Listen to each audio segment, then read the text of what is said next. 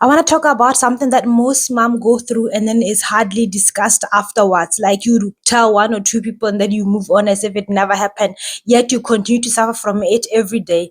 Birth trauma. I know that at least 1 out of 10 moms experience birth traumas, or maybe even more.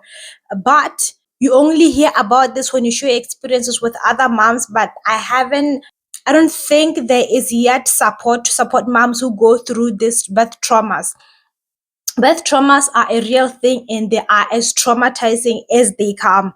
I remember the first time I had birth to my first daughter.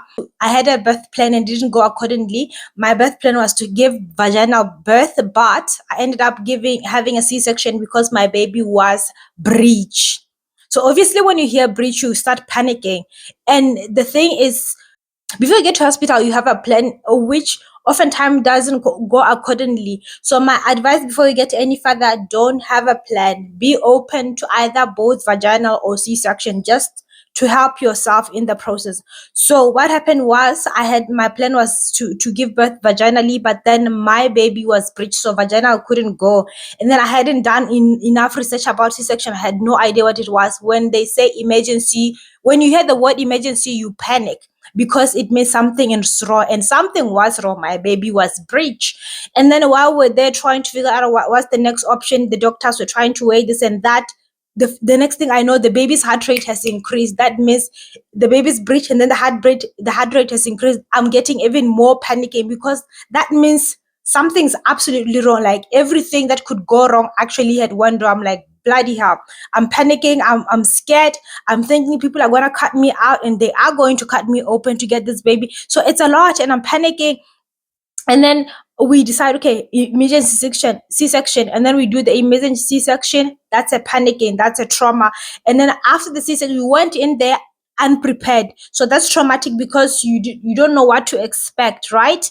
And then when you get out, there's nobody who comes talk to you of what you went through or want to know how you feel. They just treat you like a normal patient, but you just been caught, and somebody's been like like you don't go through counseling at the hospital. Nobody comes and check and see how you're doing, how your emotions. Even though I had high blood pressure immediately after I had to be monitored, they were only worried about the high blood pressure part of it, but not mentally how I'm doing, what they could do to help, to see if there's something they could do to help. No. So moving on, we get into breastfeeding. So we're trying to get this baby to latch. First day after BP goes down, they were trying to get the baby to latch. You see people breastfeeding, you think this comes naturally, you think anyone can just do it. You just put the baby to the nipple and the baby will latch, and then milk comes out. Apparently not. There's more that goes into it. And that is another thing on its own. Nurses will be trying to get the baby to latch. The doctor will come, squeeze your nipples. They're doing all crazy things, and milk is not coming. And then you agree, okay, fine, because the baby's going to miss the colostrum. Oh, the baby needs to get so when you hear that, you're getting on a frenzy, flight or fight mode. You're like, what should I do? What can I do? I can't miss this. So they're adding on the trauma of the C-section that I just had, the emergency one that I just got out of. My goodness. I'm like, this is not what I thought giving birth would be like. Okay. They're adding on to the trauma that I already have. And then that becomes another thing. And then eventually when 3 days later, the milks come in, the baby is drinking milk, that now you are released from the hospital. And then when I get home, I've never had a surgery before. So when I get home, I look in the mirror, what I see, a huge ass surgery. I cried. Like, I couldn't believe my stomach was cut that much. And I couldn't believe that, like, it was fresh. Like, I looked at it in the mirror and it stared back at me. I cried so hard. I was so panicking. I was like, what am I supposed to do? Like, nobody prepared me for this. I'm looking at myself in the mirror. I look completely different. I'm big, I'm huge with a bleeding tummy. I'm like, what the hell is going on here? It's traumatic. After that experience, right, I had told myself that never again. I know. I said, like, I was like, never again. We're not doing that again. Because I was that traumatized after the experience. It was like, you know what? We're not going to do this again. We can't survive that again. That's too much. And it is too much. So imagine someone who goes back and do it 3 times, 4 times, 7 times. Some people are so brave. And guess what? We did it again. We did it again. The second time. Personally, I hate needles. So my worry going in, I was like, needles, they're going to inject me. My anesthetic, I can't pronounce this word for shit, but here, anesthetist was trying to find a way to inject me. It took me forever. It took him forever to find. I kept bending and then he would shoot and it wasn't the right spot. He would pull the needle out, find another spot, shoot, and it wasn't that. And the whole thing, it kept going to my left. My left leg was freezing. He kept shooting cold things into my left leg. I think about he was shooting at least 5 or 6 times. We were there for at least 20 minutes. At one point, we took a break because it was that concerning, and I was getting worried. Now my BP is rising because whatever he's finding, he was looking for a place to shoot. He still couldn't find a place. No matter how much I bended and pushed, everything's like, bend, push everything out. I did all that. None of that came to fruition. And then eventually he found a spot. By then I was traumatized. Like, I was so scared. I'm like, am I going to go through? And I was getting in my head and I was getting worried. And I'm like, oh, but I have to get my baby. I have to see this through. And I'm praying in tongues. If you know me, I'm a tongues girl. I'm praying in tongues like, Lord Jesus, you brought me here. Not my will, but your will be done, Jehovah. You are the only one who has power. I was so worried and I kept thinking about my baby girl. I'm like, I need to get out of this. This is so traumatic. Guys, giving birth is traumatic. People tell you, but people don't tell you. You hear some, or maybe you don't listen. I don't know which one is it, but these things happen, right? And then after I gave birth, whew, glory be to Jesus. I gave birth, right? After giving birth, and then they get an IV on you. Not an IV, I call it an IV, where they leave it and then they come inject everything through there. And then they injected me on here. So it's the wrong spot, right? Because I have to keep holding the baby. And then when I hold the baby, my hand bends, the needle bends. I kept telling my doctor, the nurses who came to check on me and the midwife, this thing is not on the right spot. It keeps bending in. It keeps bending in. They're like, no, it's fine. It should be okay. It should be okay. And then I woke up to a swollen arm. My arm was this swollen because where when they kept injecting, the bended thing, it turned out it has moved out of the nerve. So everything that they kept injecting went into my body, not into the nerves as it was supposed to, so that it can go into the system. I woke up to a swollen arm. They had to remove that for some time, and then they eventually moved it to the other side. I'm like, why can't you find a spot where they're like, your nerves are so small, we can't. That is also trauma. So birth experiences have traumas and people don't talk about that, and that is not good, because after that there isn't someone who comes to check on you to find out how you are doing.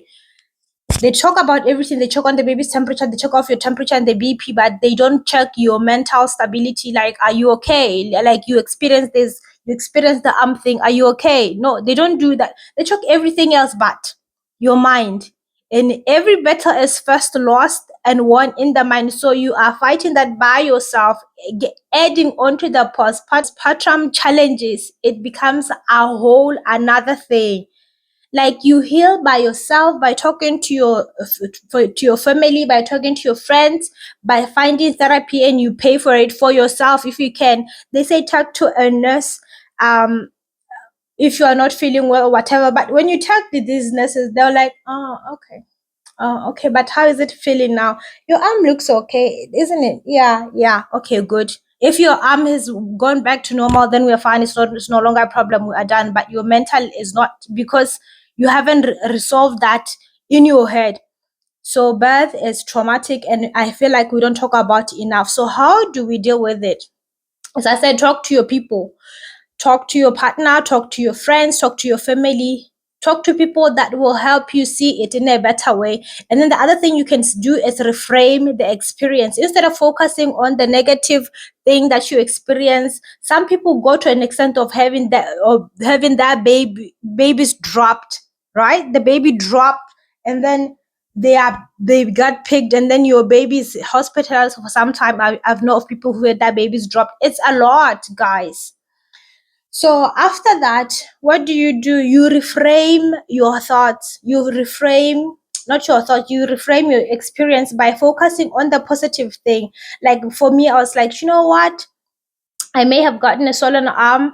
It may have took longer for the anesthetist to find my thing, but eventually he did, and he gave me a healthy baby. And I was holding my baby. I'm like, this is the price.